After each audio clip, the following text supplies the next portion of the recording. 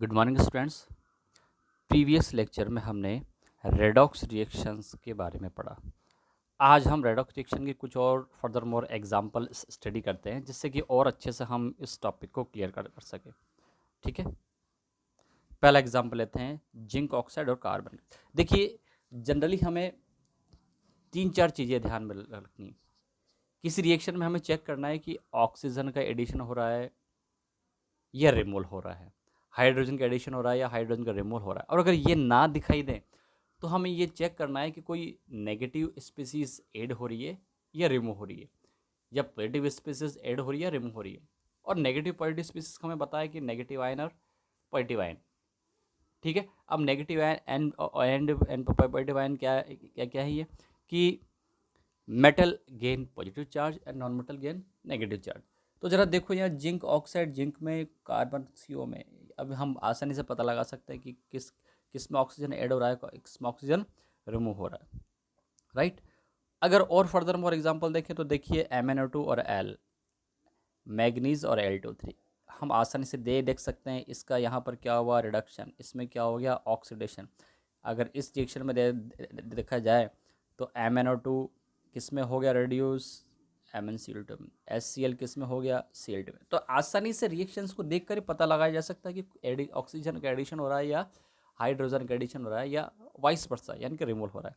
Fourth reaction देखिए, copper और silver nitrate, oxidation and reduction. यहाँ पर इस चीज़ में देखो कि एक ही कंपाउंड में ऑक्सीडेशन हो रहा है और एक ही कंपाउंड में रिडक्शन हो रहा है नहीं हो रहा।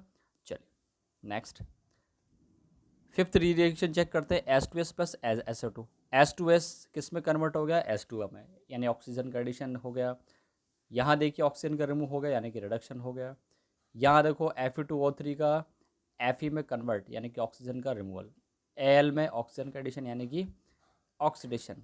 ठीक है, सेवन्थ रिएक्शन देखिए, Fe2O3 किस में हो गया रिडक्शन इसका, Fe, और CO का किस में, CO2। तो ये ओवरऑल ये रिएक्शन देखकर हम आसानी से पता लगा सकते हैं कि किस में ऑक्सीजन ऐड हो रहा है और किस में रिमूव हो रहा है। राइट। नेक्स्ट, अब देखिए हमारे डेली लाइफ में ऑक्सीडेशन रिएक्शन के कई सारे इम्पोर्टेंस हैं। ठीक है, इससे जुड़ा हुआ CBSE बोर्ड में क्वेश्चन जरूर आता है। अब वो क्या है कि देखिए कॉरिजन, इसका मेन कंटेंट है कॉरिजन कि we have seen that the surface of many metals is easily attacked when exposed to atmosphere. They react with air or water present in the environment and form undesirable compound on their surface.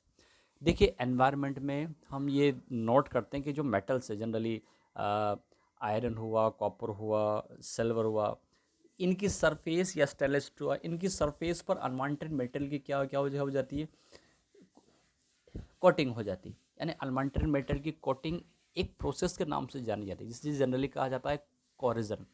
अब ये coating किस वजह से हुई है, ये coating हुई है ऑक्सीडेशन की वजह से। और ऑक्सीडेशन का मतलब क्या है, एडिशन ऑफ ऑक्सीजन। यानी नेचर में या एनवायरनमेंट में प्रेजेंट जो एयर है और एयर में प्रेजेंट जो ऑक्सीजन में है या जो मॉइस्चर उसमें जो फ्यूज़ है, वो मॉइस्चर मेटल की सरफेस पर एक अनडिज़ायरेबल सब्सटेंस की लेयर की कोटिंग कर लेता है। और इसी प्रोसेस को यहाँ पर हम किस नाम से जानते हैं, कोरिजन के नाम से जानते हैं। Right. The chemical process of slow eating up of the surface of metal when kept in open for a long time. यानी कि जब मेटल को लंबे समय तक एनवायरनमेंट में फ्री अप छोड़ दिया जाता है, ठीक है, तो वहाँ उस प्रोसेस को कोरिजन के नाम से जानते हैं। ठीक है, अब आयरन के रेफरेंस में हम इसे क्या बोलते हैं, रस्टिंग। स्पेशली आयरन के रेफरेंस में क्या बोलेंगे, रस्टिंग। अब रस्टिंग किसकी वजह से, रस्ट बनने की वजह से। हमने देखा होगा कि लोहे पर जंग लगना, लोहे को लंबे समय तक एनवायरनमेंट में छोड़ दिया जाए तो वहाँ पर उस पर एक ब्राउनी फ्लैकी सब्सटेंस की कोटिंग हो जाती है। वो ब्राउनी फ्लैकी सब्सटेंस किस नाम से जाना जाएगा, रस्ट के नाम से। और ये प्रोसेस क्या कहलाएगी, रस्टिंग कहलाएगी। ठीक है, आई बात सुन। अब यहाँ पर एक चीज़ और, rust does not just form on the iron object. Rust iron पर फॉर्म नहीं होती है। यहाँ पर एक चीज़ है कि the iron actually turn into rust. Iron actually किस में टर्न होता है, रस्ट में टर्न होता है। अगर रस्ट का फॉर्मूला देखा जाए तो Fe2O3 डॉट X2O। ठीक है, एक्स या का मतलब 1 2 3 4 5 कितने भी वाटर मॉलिक्यूल हो सकते हैं। It is a slow process and once start keep on, और एक बार अगर ये स्टार्ट हो गई तो ये लंबे समय तक क्या रहती है, जारी रहती है। ठीक है, ओवरऑल रिएक्शन है Fe+O2, इसमें ऑक्सीजन 2/3, क्योंकि ऑक्सीजन में जो एयर है उसमें प्रेजेंट मॉइस्चर ये रिएक्शन को रिप्रेजेंट करता है। XH2O और रस्ट का फॉर्मूला है Fe2O3.XH2। तो ओवरऑल कोरिजन को अगर डिफाइन करना चाहें तो हम ये बोल सकते हैं the coating of unwanted material on the surface of metal is called corrosion, right. चलिए नेक्स्ट, यहाँ पर एक चीज़ ध्यान में और रखनी है कि notice that the redox reaction need water. Redox reaction किसकी नीड होती है, वाटर की, which explain why a moisture environment speed up the rusting process.